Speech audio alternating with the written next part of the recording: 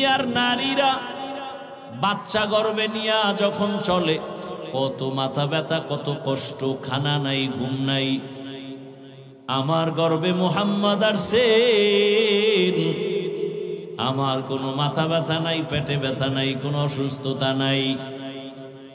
দুনিয়ার বাচ্চারা জন্মলগ্ন প্রসব বেদনা, মায়েরা এই পরিমাণ চিল্লায়, ঘুমের মানুষ সজাগ হয়ে যায়। আমি আমেনার কোনো চিৎকারের আওয়াজ নাই।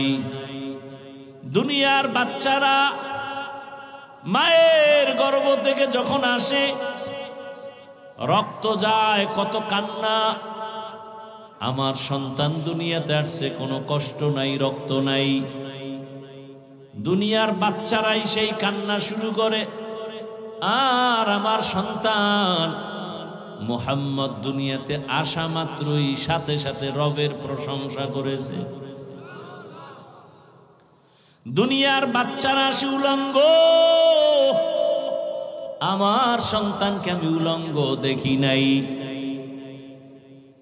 দুনিয়ার বাচ্চারা আসে খতনা বিহীন অবস্থায়, আর আমার সন্তান আসছে খতনাকৃত অবস্থায়। আমি আমেনা আমার সন্তান আসা মাত্র একটা নূরের আলো দেখতে পেলাম।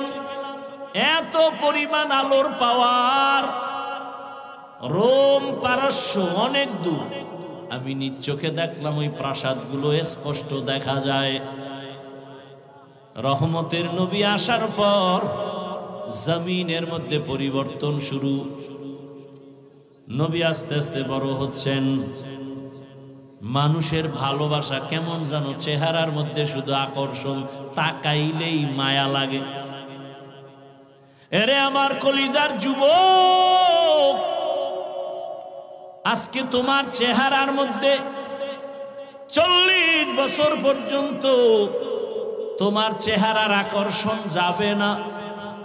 40 বছর পর্যন্ত তোমার চেহারার মধ্যে আলাদা একটা মায়া থাকবে। কিন্তু মাত্র তোমার 20-30 বছর বয়সের মধ্যে বলো তোমার চেহারায় কেন মায়া নাই? তোমার চেহারার দিয়ে তাকাইলে কেন আকর্ষণ আসে না, মায়া লাগে না? একমাত্র কারণ তুমি গুনাহ করতেছো। গুনার কারণে আমার আল্লাহ বেজার হইয়া চেহারার নূর নিয়ে গেছে। এরপরে তোরা করো কি? এই যুবক, ভালোবাসার কারণে বলি, রাগ করিস না, মহব্বতের সাথে বলি। আবার সেই চেহারার নূর বাড়াবার জন্য কত ক্রিম, কত মেডিসিন। পরিণাম ফলে ফেরের চেহারাটার মধ্যে বরণ উঠছে, বরণ। ফেরের চেহারা 40 বছর পর্যন্ত কোনো ক্রিম লাগবে না। চালাকি করছো, এমন রোগ হইছে, কোনো ঔষধ নেই। এরপরে যারা গজবের মেডিসিন লাগাইতে যায় বিউটি পার্লারে, কালামিয়া সান মিয়া হয়ে আসবে। এটা আরো বিপদ। আল্লাহর দেওয়া সুন্দর চেহারা, আল্লাহর কসম, দুনিয়ার কোন ঔষধ মেডিসিন এ চেহারা, আকৃতি, সৌন্দর্য কমাইতে পারবে, বাড়াইতে পারবে না। পৃথিবীতে কোনো মেডিসিন নাই, বরং এতটুকু পারবে, আল্লাহ যেমন দিছে ওইটাকে ফ্রেশ রাখতে পারবে। তাও ফ্রেশ থাকবে ততক্ষণ, গুনাহ থেকে দূরে থাকবা যতক্ষণ। গুনার কারণে চেহারা আকর্ষণ নাই। এই ছবিতে দেখা যায় হায় ডানা কাটা ভরি, পাগল হয়ে গেছে, এরে লাগবেই, কারণ নাইলে এক রশিতে ফাঁসি হবে না। মায় কয় তোরে রাজকন্যা আনিয়া দিমু, ছেলে এমন পায়খানা খাইছে, ছবি দেখা আমার পেতনি কুমারী লাগবে না। এবার কাছে যাইয়া দেখে চান্দু, চেহারার মধ্যে বরণ দেখা যায়, ব্রণ দেখা যায়। এটা ছবিতে ধরা পড়ে নাই। সত্য কথা মানো আর না মানো, স্বীকার করো। এ আকাম চলে না, চলে না। ওদিক দিয়ে আমগো হোতারা, হোতা হোতা এরা কয় খবরদার বাল্য বিবাহ চলবে না। স্যার কি চলবে? কয় আকাম চলবে, আকাম। বিবাহ চলবে না, কথা আকাম চলবে। কেমনে? কয় যে বই বের করতেছি ক্লাসে ক্লাসে, কেমনে আকাম করবি শিখাইতেছি। কেমনে গান শিখাইবে, এজন্য মাস্টার রেডি। আমার সন্তানের কেমনে কোরআন শিখাবে, সেই মাস্টার রেডি নাই। এই হলাম গো স্বাধীনতার ফল। কি জুলাই স্বাধীনতা। এখনো মাঠে মাঠে আন্দোলন মিছিল। কিসের স্বাধীনতা? কি এর স্বাধীন করলা? স্বাধীন করার পরে আমার শিক্ষাঙ্গনের শিক্ষিকারা শিক্ষকেরা কেন রাস্তা আন্দোলন করে? শিক্ষার মধ্যে কেন আবার হিংস্র আক্রমণ? গানের মাস্টার দেওয়ার জন্য পাগল। আল্লাহর কোরআন মুসলমানের বাচ্চাকে শিখানো দরকার, সেই মাস্টার কোথায়? খবর নাই। পারে না আমগো গলায় পাড়া দিয়া মাহফিল বন্ধ করে দেয়। কি স্বাধীন করছি কি মাহফিল বন্ধের লেগা? এখনো শুনি বাংলাদেশের বিভিন্ন জায়গায় মাহফিল বন্ধ করে দেয়। আমি তো উঁচু কণ্ঠে বলেছিলাম, যারা মাহফিল বন্ধ করার জন্য চাপাবাজি করে ওদের কথাগুলো রেকর্ড কর, ভিডিও কইরা আমগো হাতে দে। ওই বেয়াদবের বিরুদ্ধে আবার আন্দোলন হবে।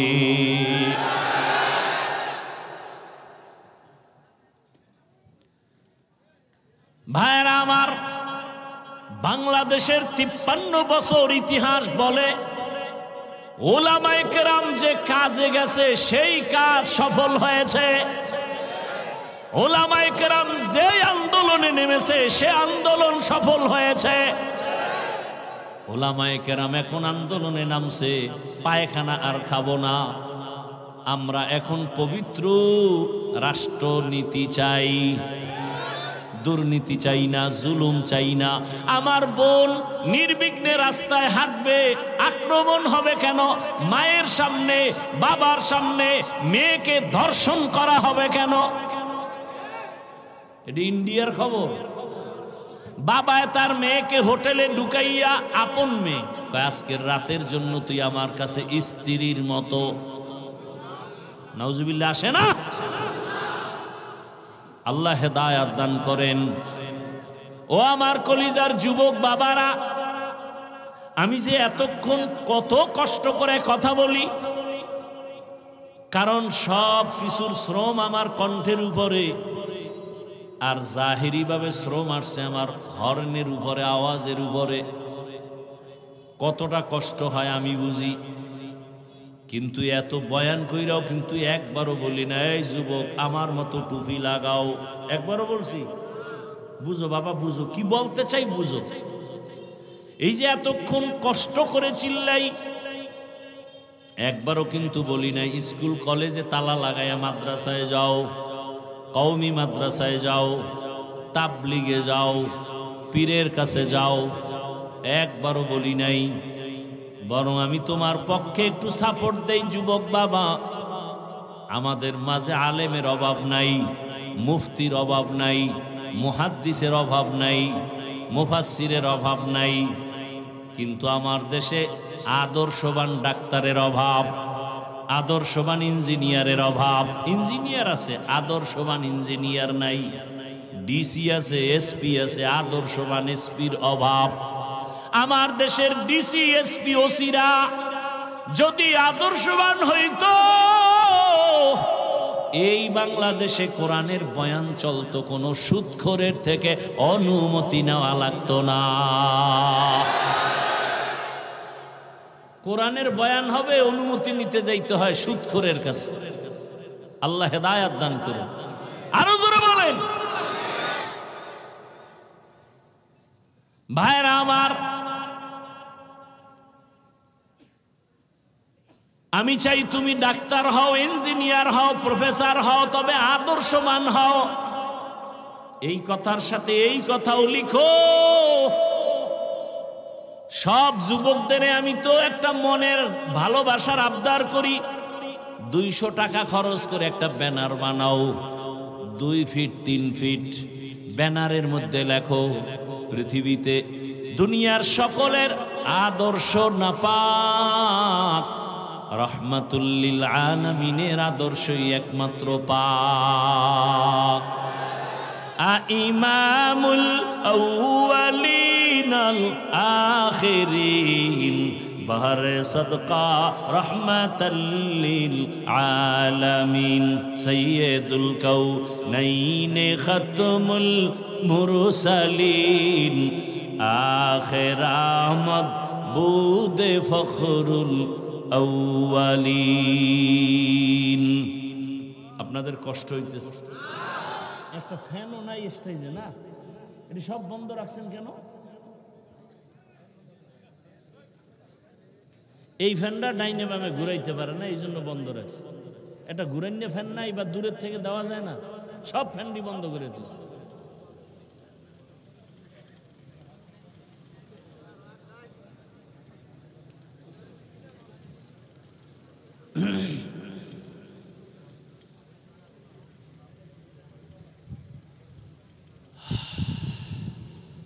ওয়ামা আরসালনাকা ইল্লা রাহমাতাল লিল আলামিন।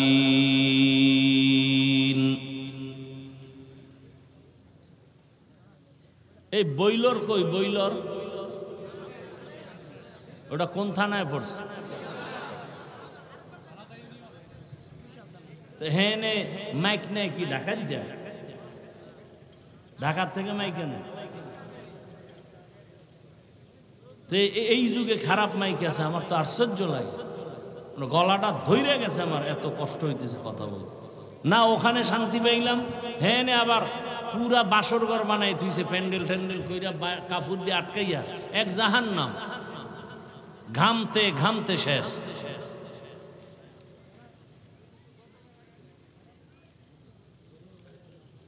তো বইলর বয়ান করি কত সুন্দর, কি সাউন্ড! মনে হয় ফজর পর্যন্ত বয়ান করলে একটু বিন্দু কষ্ট লাগবে না। আর এখানে আমার কলিজা শক্ত হয়ে যাইতেছে, গলা ভেঙে যাইতেছে। আমার তো প্রতিদিন প্রোগ্রাম, একাধিক প্রোগ্রাম।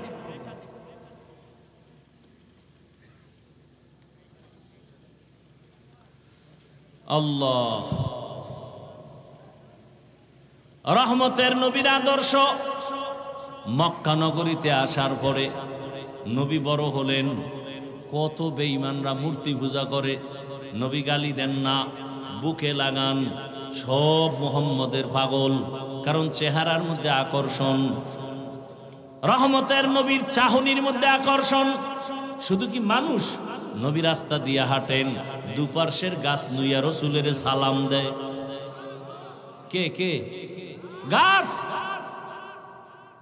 মদিনাতুল মুনাওয়ারা রসুলের রওজা মোবারক, এর পাশেই তো যেই জায়গা, এটাকে বলে রিয়াজুল জান্নাহ। ওই রিয়াজুল জান্নায় কয়েকদিন আগে গেলাম। ও আল্লাহর বান্দারা, ওখানে তো এখন কঠিন আইন, হাজি সাহেবরা একবারের বেশি ঢুকতে পারবে না। 10 মিনিট হইলেই পুলিশে কয় উঠো। আমগো বাংলাদেশি সন্তানরা ওখানে ডিউটি করে, হুজুর আপনি থাকেন, পুলিশ কিছু বলবে না। আসরের নামাজের পরে ঢুকলাম, পুলিশ আসছে, ওরা কয় আমাদের বাংলাদেশের পুলিশ চলে গেছে। মাগরিব পর্যন্ত রিয়াজুল জান্নায় বসা। এই স্টেজ বরাবর রিয়াজুল জান্নার জায়গা হবে, একটু হালকা বড় হবে। রিয়াজুল জান্নাহ এমন জান্নাতের টুকরা, পার্শ্বেতে রসুল শোয়া আছেন। হাদিসে বলে রসুল শোয়া না, রসুল সর্বাবস্থায় সেজদায় আছেন, আল্লাহর মহব্বতের মারেফতের মজা নিতেছেন। রহমতের নবী পার্শ্বে রিয়াজুল জান্নাহ, গ্রুপ গ্রুপ আসতেছে। ওখানে যত বড় বড় পিলার, ওই রিয়াজুল জান্নার পিলার গুলোর কালার আলাদা, কার্পেটের কালার আলাদা। পিলারের উপরে খুঁটিতে ওই কোন খুঁটি নাম লেখা আছে সতুনে আয়েশা, আয়েশার খুঁটি। আবার এক খুঁটিতে লেখা আছে সতুনে উস্তুনে হান্নানা।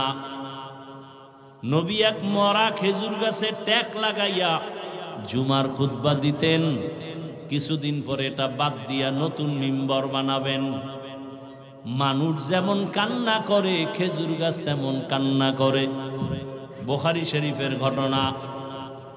নবী বলে, খেজুর গাছ কাঁদো কেন? কি চাও? আপনার বিরহের বেদনায় কান্না করি। কে কয়? খেজুর গাছ। নবী কয়, কি করব? দোয়া করি তুই তাজা হ, খেজুর আসবে, আমার উম্মত খাবে। কয়, না তো কি চাও? মানুষের মতো আমার জানাজা দিবেন, এখানে দাফন করবেন, হাসরের ময়দানে আপনার সাথে জান্নাতে থাকব। নবী তাই করলেন। ওই খুঁটি বরাবর একেবারে নিচে ওই খেজুর গাছ দাফন করা এখনো আছে। খুঁটির উপরে লেখা আছে সতুনে উস্তুনে হান্নানা। আবার এক খুঁটি, এই খুঁটি দেখি, সুযোগ পাইলে খুঁটির গোড়ায় যাই, যায় 2 রাকাত নামাজ পড়ি আর সিজদায় বসে কান্না করি। কারণ পুলিশগুলো মোনাজাত দিতে দেখলে ওরা অন্যরকম ভাবে। সিজদায় গিয়া কান্না তো আরো মজার কান্না। মাওলার দরবারে কান্না করি। এই খুঁটির কাছে 2 রাকাত, ওই খুঁটির কাছে 2 রাকাত। হঠাৎ করে দেখি এক খুঁটির উপরে লেখা সতুনে তওবা। তওবা নামের খুঁটি। আমি তো ইতিহাস জানি, তওবা নামের খুঁটি মানে কি? একজন সাহাবী রসুলের, আল্লাহর রসুল একটা আদেশ দিছেন, কয়েকজনে মানছে ঠিকই, একটু দেরি করছেন। রসুল মনে কষ্ট পাইয়া কথা বলেন না, সালাম নাই। নবী মসজিদে আসেন, নামাজের সালাম, আবার চলে যান। সাহাবী পিছনের কাতারে দাঁড়ানো, নবী ফিরিয়াও তাকায় না। সাহাবীর মাথা গরম হয়ে গেছে। মায়ার নবী যদি আমার দিকে না তাকায়, আমার কপাল পোড়া, আমার কপাল পোড়া। পাগলের মতো হয়ে কি করবে? বাসায় গিয়ে কয়, বিবি রাতের গভীর, সবাই ঘুমায়, আমাকে নিয়ে চলো মসজিদে। মসজিদে নিয়া একটা রশি হাতে নিছে, রশি হাতে নিয়া ওই খুঁটির গোড়ায় বসছে। রিয়াজুল জান্নায় বিবিরে বলে, বিবি রশি দিয়া খুঁটির সাথে আমার হাত এভাবে বাঁধো, ভালো করিয়া বান্ধো, আমি এখানে বসিয়া তওবা করব। বিবি বাইদা পরে কয়, যাও, আমি এখানে বসে আমার মালিকের কাছে কান্না করব। আমার মালিক যদি আমাকে ক্ষমার ঘোষণা না দেন, আল্লাহর নবীর কাছে আয়াত যদি না আসে, নবী যদি আইসা আমারে বলে তোরে আল্লাহ মাফ করছি, তাহলে আমি উঠবো, না হয় মৃত্যু পর্যন্ত এই খুঁটির গোড়ায় কানতেই থাকবো। সাহাবীকে বেঁধে দিল বিবি খুঁটির গোড়ায়, এমন কান্না চলতেছে। নবী তা কান্না, নামাজের ইমামতি করিয়া নবী হুজরায় চলে যান। সাহাবীর কান্না আর কান্না, ও আল্লাহ বেয়াদবি করে ফেলেছি, মাফ করে দাও আল্লাহ, দুনিয়ায় শাস্তি দাও, মরার পরে হাসরে শাস্তি দিও না, কারণ দুনিয়ার কষ্ট সইতে পারি না, জাহান্নামের কষ্ট কেমন করে সহ্য করব। সাহাবী এমন কান্না শুরু করছি। কিছুদিন পর রহমতের নবী তার সামনে দাঁড়াইছে, দাঁড়ায় কয়, রে সাহাবী, আমার আল্লাহ তোর ব্যাপারে ক্ষমার ঘোষণার আয়াত দিয়া পাঠাইছে। আল্লাহ তোমার কান্না কবুল করেছেন, তোমারে আল্লাহ মাফ করে দিছেন, যাও তুমি বাসায় যাও। সাহাবী কান্না করে, ইয়া রাসূলুল্লাহ, আমি রশি বাঁধছি, আপনি বুঝি বেজার হইছেন, আপনি খুশি হইছেন কিনা আমি বুঝার জন্য আমি চাই আপনার হাতে আমার রশি খুলবেন। যদি আপনি নিজে রশি খুলে দেন, বুঝবো আপনি আমার উপরে খুশি আছেন, রাগ নাই। নবী নিজ হাতে রশি খুলিয়া দিলেন। ওই দিন থেকে খুঁটির নাম হইছে খুঁটি তওবা নামের খুঁটি।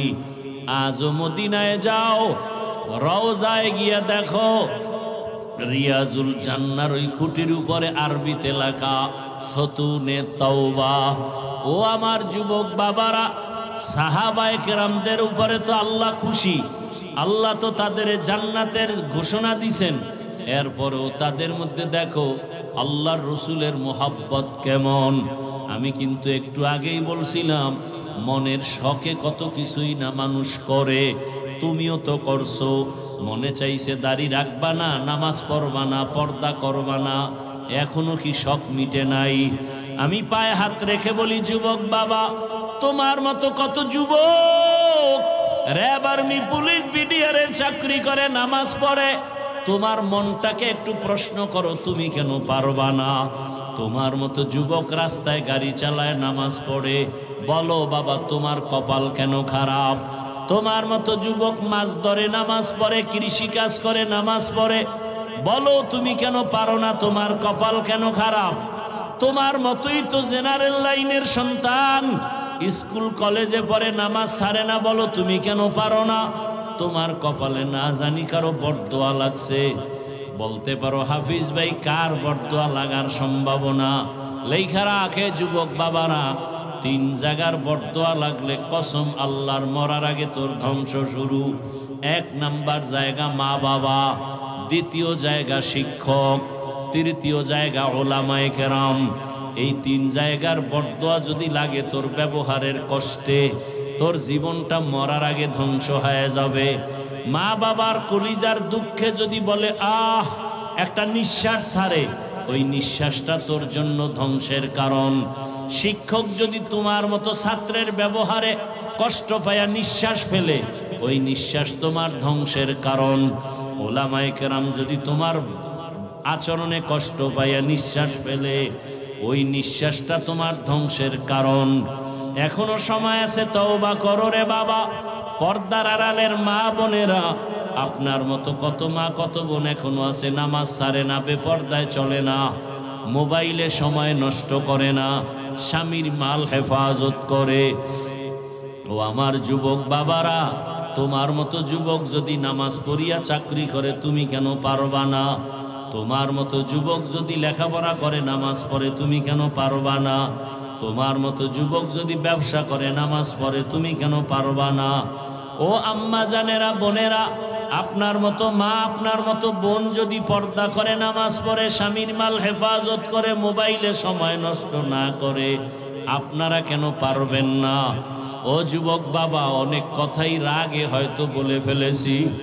আসলে আমি আপনাদের যাই বয়ান করি, আসলে হিসাব করে দেখলাম আমি এখনো মানুষ হতে পারি নাই। মানুষ আমাকে মাওলানা বলে সম্মানের চেয়ার আগায় দেয়। মাওলানা হওয়া সহজ, বক্তা হওয়া সহজ। ভালো কইরা অন্তরে বুঝাও, মানুষ হওয়া বড় কঠিন। ডাক্তার হওয়া সহজ, ইঞ্জিনিয়ার হওয়া সহজ, প্রফেসর হওয়া সহজ, টাকার মালিক হওয়া সহজ, মানুষ হওয়া কঠিন। ওরে যে ব্যক্তি মানুষ হবে তার জবানে গালি আসবে না। যে ব্যক্তি আসলে মানুষ হবে সে কাউকে খারাপ বলবে না।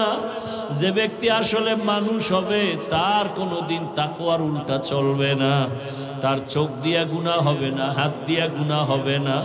অথচ বয়ান করি ঠিক, তবে আমার হাতের দিকে তাকায় দেখি গুনার কারণে আবার হাত না পা, গুনাহের কারণে আবার চক্ষু না পাক। এরে যুবক, নিজের দিকে তাকাইয়া দেখ, জীবনে কত গুনাহ করেছো। ওরে মাকে কত কাঁদাইছো, খারাপ আচরণ করিয়া বাবারে কত কাঁদাইছো রে যুবক। খারাপ ব্যবহার করিয়া তোর শিক্ষকের কত কাঁদাইছো। খারাপ আচরণ করিয়া কত আলেমের কাঁদাইছো রে যুবক। পায়ে হাত রেখে বলি ফিরিয়া যা, মাওলার ধরা বড় কঠিন। ওরে আমার আল্লাহর ধরা থেকে কই পালায় যাবি? 2টা পায়ে হাত রেখে বলি, মানুষ হওয়ার চেষ্টা করো রে বাবা। রসুলের আদর্শ ছাড়া কোনোদিন মানুষ হওয়া যায় না। মক্কার চরিত্রহীন মানুষগুলো শুধু রসুলের আদর্শের কারণে জান্নাতের সুসংবাদ পেলেন। নবীর আদর্শের কারণে বেলালের মতো কত কালো মানুষ দামি হয়ে গেল। মায়ার নবী মেরাজ থেকে আসিয়া কয়, বেলাল, জান্নাতের মধ্যে তোমার আওয়াজ পাইছি হাঁটার, তুমি এমন কি আমল করো? ইয়া রাসূলুল্লাহ, তেমন কোনো আমল করি না, তবে আমার মনে বলে একটা আমল আছে, সব সময় করি, ওযু করিয়া 2 রাকাত নামাজ আদায় করি। বেলালের মতো কত কালো মানুষ এত কষ্ট জীবনে সহ্য করছে, তারপর আমার আল্লাহকে ভুলে নাই। ও যুবক বাবা, শুধু একটা কথা অন্তরকে বুঝাইও যে তোমার মতো জেনারেল লাইনের যুবকেরা যদি গাড়ি চালায়, চাকরি করে, ব্যবসা করে, লেখাপড়া করে, নামাজ পড়ে, তোমার সমস্যাটা কোথায়? এখনো তওবা করো, মনে মনে আল্লাহকে ডাকো আর বলো, ডাক্তার হও, ইঞ্জিনিয়ার যাই হও না কেন, আদর্শওয়ালা মানুষ হইও, আদর্শবান ডাক্তার, আদর্শবান ইঞ্জিনিয়ার হও। এখন মনে মনে আল্লাহকে পেছনের গুনাহ থেকে মাপ চাও, মনে মনে আল্লাহকে বলো, হে মালিক, এই হাতের দ্বারা কত গুনাহ করেছি, চোখের দ্বারা গুনাহ, জবানের দ্বারা গুনাহ, আমার গুনার খবর আল্লাহ মা জানে না, বাবায় জানে না, কেউ জানে না, আল্লাহ আপনি জানেন। আমার অন্যায়ের খবর আমার আপনজন জানলে কেউ কাছে রাখতো না, আল্লাহ আপনি জানিয়াও কত দয়া করছেন, রাগ করে খানা বন্ধ করেন নাই, আমার গুনার কারণে আপনি রাগ করিয়া পানি বন্ধ করেন নাই, বরং আপনি বারবার আমাদের ডাকছেন তওবা করার জন্য। আমরা তওবার দরজায়ও যাই নাই, আলেম ওলামারা ডাকছে তাও শুনি নাই।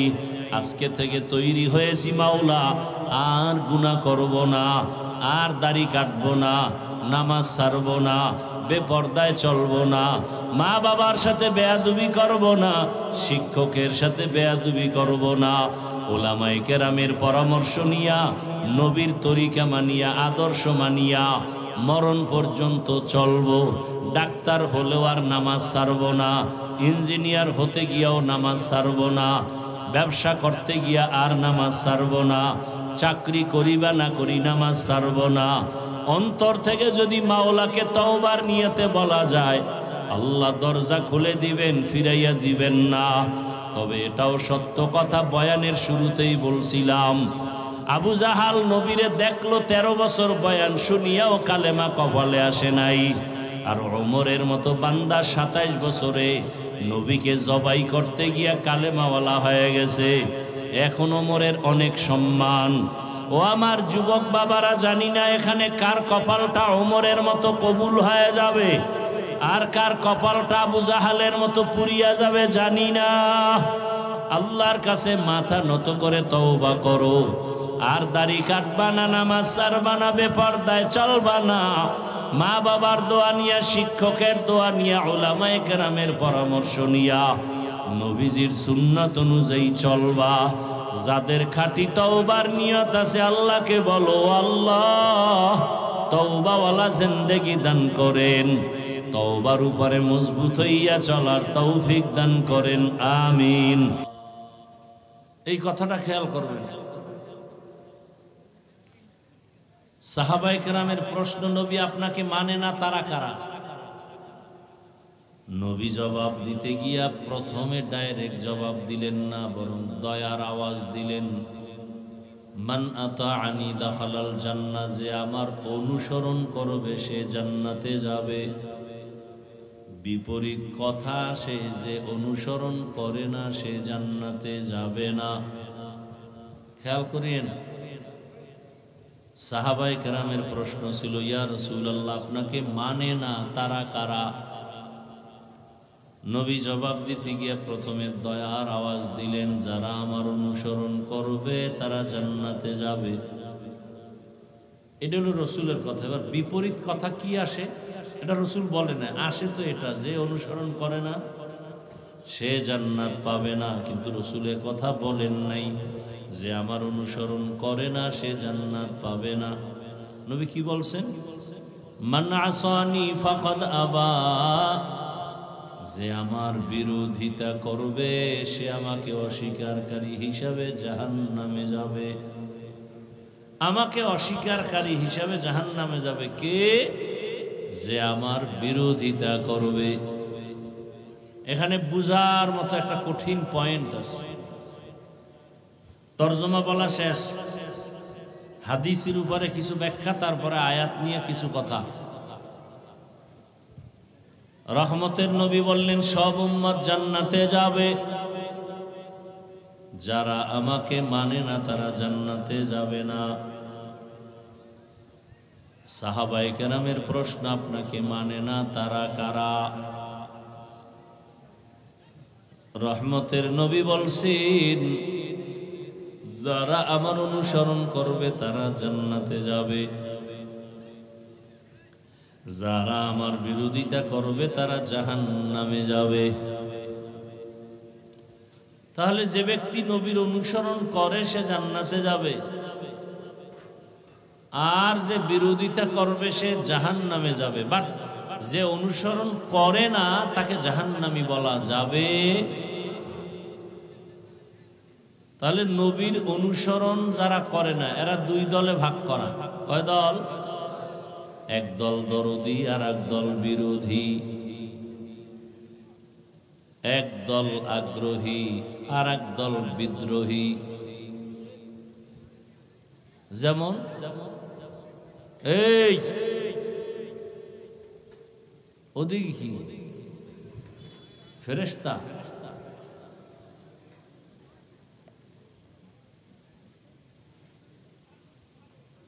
এখান থেকে এক যুবকের আমি জিজ্ঞাসা করি ডান দিক থেকে,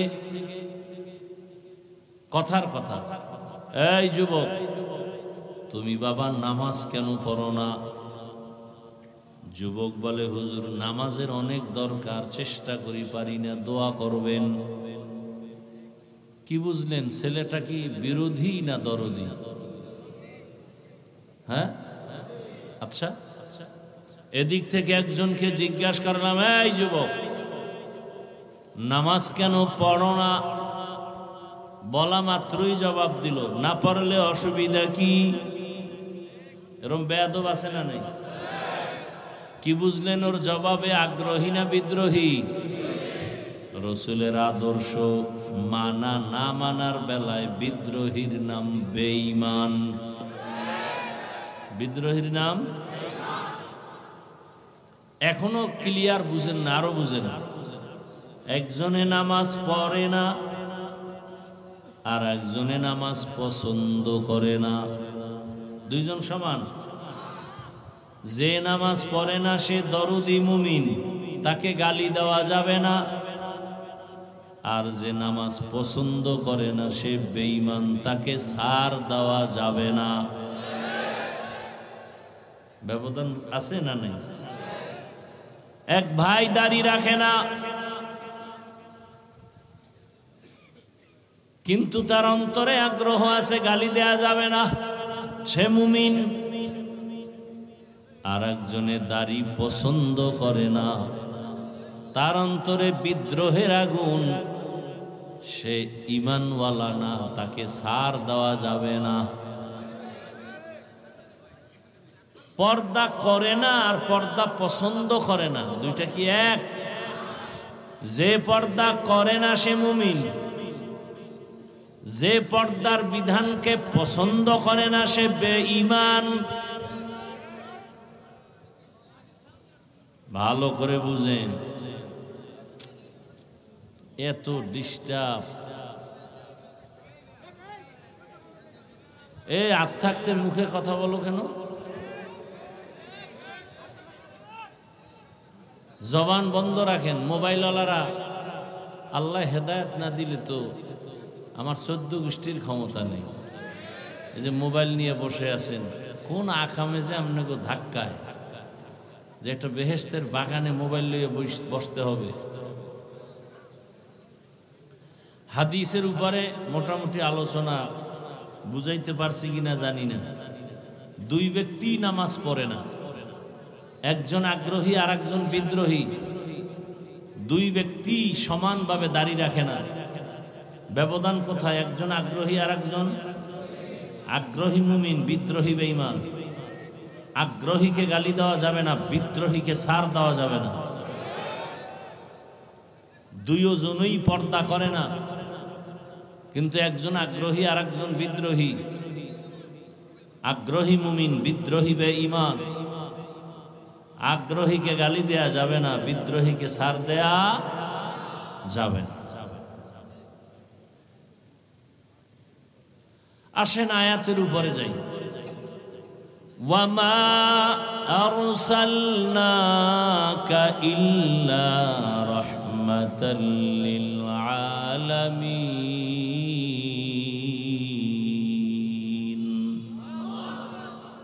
আল্লাহ বলেন, হে রাসূল, আমি আপনাকে দুনিয়ায় পাঠাই নাই। দুনিয়ায় পাঠাই নাই, হ্যাঁ পাঠিয়েছি জগৎ সমূহের রহমত করে। আচ্ছা, ডাইরেক্ট বললেই তো হইতো, রাসূল আপনাকে রহমত করে পাঠাইলাম।